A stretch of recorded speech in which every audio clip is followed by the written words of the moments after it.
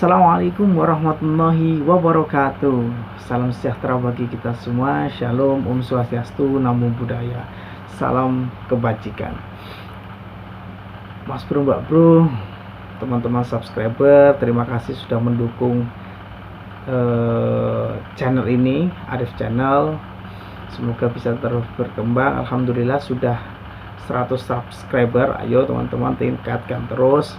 Kita berbagi kemanfaatan. Semoga channel ini bisa terus berkembang, bisa disupport sama teman-teman semua, memberikan kemanfaatan. Kita ingat khairun nas anfa'uhum linnas. Oh iya Mas Bro, Mbak Bro, kali ini kita akan membahas tentang apa ya? Ada pertanyaan dari teman-teman subscriber nih, Mas Bro, Mbak Bro semuanya nih. Kita akan membahas tentang jenis-jenis tindak pidana. Apa itu jenis-jenis tindak pidana dan ada apa aja sih? Dan dilihat dari sudut pandang apa saja jenis-jenis tindak pidana itu. Oke, sebelum kita bahas, jangan lupa like, subscribe, and share biar menjadi pengetahuan kita bersama. Oke?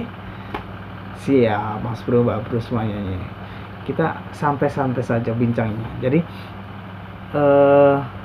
kali ini kita akan membahas tentang jenis-jenisnya. Jadi di dalam jenis-jenisnya tadi nanti itu sebenarnya ada pembahasannya banyak sekali, lebih jauh lah. Dari sub-sub nanti pembahasan jenis-jenis tindak pidana ini kita akan bahas di video selanjutnya atau video berikutnya. Jadi nyalakan tombol loncengnya nih Mas Bro, Mbak Bro semuanya biar nggak ketinggalan video-video berikutnya. Oke, kita bahas langsung. Let's go. Yang pertama adalah jenis-jenis tindak pidana dilihat dari sistem KUHP. Kita tahu KUHP itu membagi menjadi beberapa bagian. Yang pertama adalah tentang ketentuan umum, kemudian yang kedua adalah tentang kejahatan, yang ketiga adalah tentang pelanggaran. Jadi di dalam sistem KUHP itu dibagi menjadi dua, yaitu jenis-jenis tindak pidana yang masuk kejahatan dan jenis-jenis tindak pidana yang masuk dalam pelanggaran. Itu Mas Bro yang pertama. Kemudian yang kedua adalah jenis-jenis tindak pidana menurut cara merumuskannya. Kita tahu dalam merumuskan kejahatan, merumuskan tindak pidana maksudnya itu ada dua hal. Yang pertama adalah tindak pidana material. Kemudian yang kedua adalah tindak pidana formil. Kita nggak akan mengulas lebih jauh nih Mas Bro tentang tindak pidana formal dan material. Tunggu, nanti kita akan bahas di video berikutnya. Jadi jangan sampai ketinggalan ya. Jangan sampai ketinggalan, nyalakan bunyi loncengnya. Kemudian yang ketiga adalah jenis-jenis tindak pidana berdasarkan bentuk kesalahannya. Kita tahu kesalahan dalam hukum pidana itu yang paling dasar itu dibagi menjadi dua. Ada istilah dolus dan culpa. Dolus yang diartikan sebagai kesengajaan dan culpa diartikan sebagai kelalaian atau tidak sengaja. Oke, kemudian yang berikutnya nih Mas Bro, Mbak Bro semuanya. Yang berikutnya adalah yang keempat nih, berdasarkan macam perbuatannya. Itu dibagi menjadi kira-kira berapa? Dua sebenarnya Mas Bro, yaitu tindak pidana aktif dan tindak pidana pasif. Tindak pidana aktif itu disebut sebagai tindak pidana komisi, dan tindak pidana pasif disebut sebagai tindak pidana omisi. Jadi Mas Bro, Mbak Bro semuanya harus tahu nih jenis-jenis tindak pidana, khususnya mahasiswa Fakultas Hukum. Jadi kita akan belajar bersama tentang hal-hal yang seperti ini, khususnya tindak pidana ini.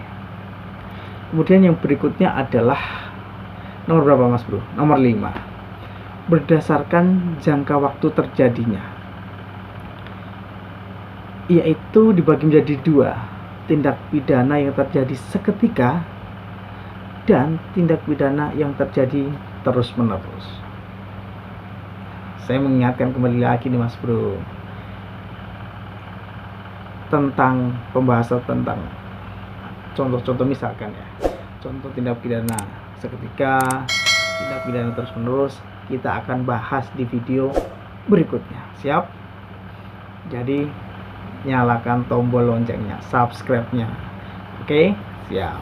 Kemudian yang berikutnya adalah yang keenam, yaitu jenis tindak pidana berdasarkan sumbernya. Kita tahu dari sudut pandang ini dibedakan menjadi dua, yaitu tindak pidana umum dan tindak pidana khusus.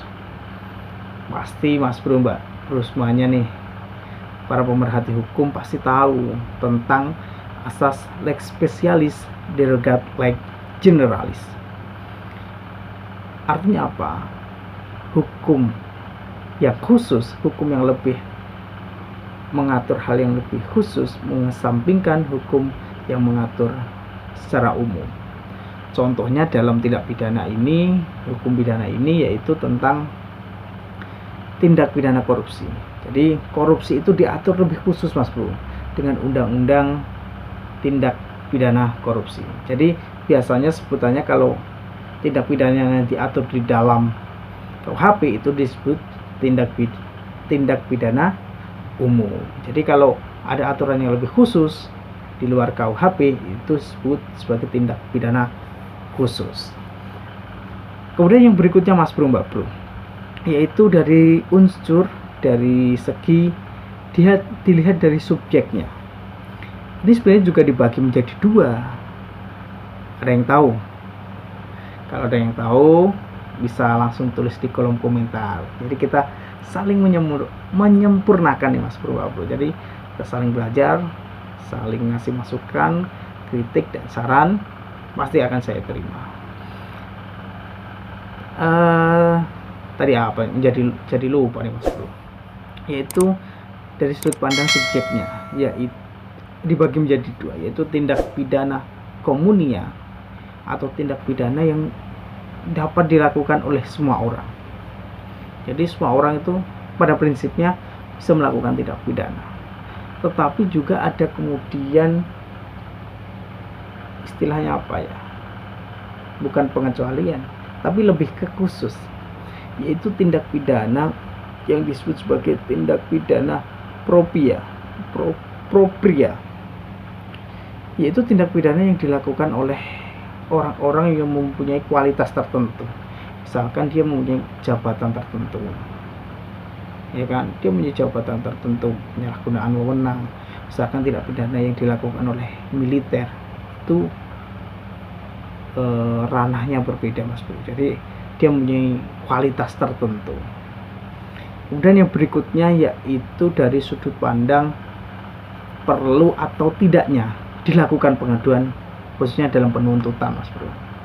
Kita tahu ya ini dibagi menjadi dua, yaitu tindak pidana biasa dan tindak pidana apa? Tindak pidana aduan. Gampangnya sebenarnya sebutan dari bahasa yang sering digunakan yaitu delik biasa dan delik aduan. Jadi dua itu Mas Bro, dari sudut pandang perlu atau tidaknya pengaduan. Kemudian yang berikutnya nomor berapa tadi Mas Bro? 9 Mas Bro, yaitu menurut berat ringannya pidana yang diancamkan. Menurut dari sudut pandang ini dibagi menjadi 3. Yang pertama adalah tindak pidana pokok. Kemudian yang kedua adalah tindak pidana yang diperberat dan tindak pidana yang diperingan. Kita akan bahas, oke? Jangan takut, jangan resah nih Mas Bro, semuanya. Jadi sub-subnya kita nanti akan bahas di video berikutnya. Kemudian yang ke-10 Mas Bro, berdasarkan kepentingan hukum yang dilindungi. Sebenarnya ini banyak Mas Bro. Jadi di dalam sistem hukum khususnya di KUHP, jadi kita bisa lihat misalkan kaitannya dengan kepentingan hukum yang dilindungi. Ada kemudian kepentingan hukum terkait dengan keamanan negara. Ada kemudian kaitan dengan kepentingan hukum yang dilindungi, yaitu misalkan kekuasaan presiden. Itu ada di dalam KUHP, Mas Bro.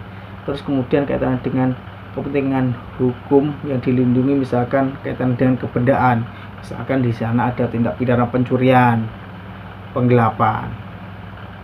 Terus kemudian kaitannya dengan tindak istilahnya itu kepentingan hukum yang dilindungi itu misalkan nyawa. Di sana ada pembunuhan, terus kemudian penganiayaan yang ya banyak sekali. Jadi tinggal kepentingan hukumnya, Mas Bro. Misalkan tadi kebendaan juga ada pencurian dan lain sebagainya. Kemudian yang terakhir nih, Mas Bro. Jadi saya mengingatkan lagi, Mas Bro, Mbak Bro semuanya, jangan lupa jangan lupa like, subscribe, and share biar menjadi pengetahuan kita bersama. Jadi kita bisa memberikan manfaat bagi sesama. Oke. Yang terakhir apa nih, Mas Bro, Mbak Bro? Yaitu dari sudut pandang berapa kali perbuatan hukum itu untuk menjadi suatu larangan. Ini sebenarnya dibagi menjadi dua nih, Mas Bro. Yaitu dibedakan tindak pidana tunggal dan tindak pidana berangkai. Jadi itu, Mas Bro, jenis-jenis tindak pidana ada 11 tuh, Mas Bro. Mungkin barangkali ada yang beda pendapat. Seperti biasa, Mas Bro, kita harus mengedepankan etika, harus mengedepankan sopan santun dalam memberikan kritik dan saran. Jadi kritik dan saran itu harus membangun, tidak boleh kemudian menjadi hate speech. Jadi itu, Mas Bro, semoga bermanfaat. Jangan lupa like, subscribe, and share biar menjadi pengetahuan kita bersama. Oh iya, jangan lupa. Jadi lupa nih, Mas Bro, jika ada pertanyaan, request, diskusi dan lain sebagainya, bisa langsung tulis di kolom komentar. Oke? Terima kasih. Wassalamualaikum warahmatullahi wabarakatuh.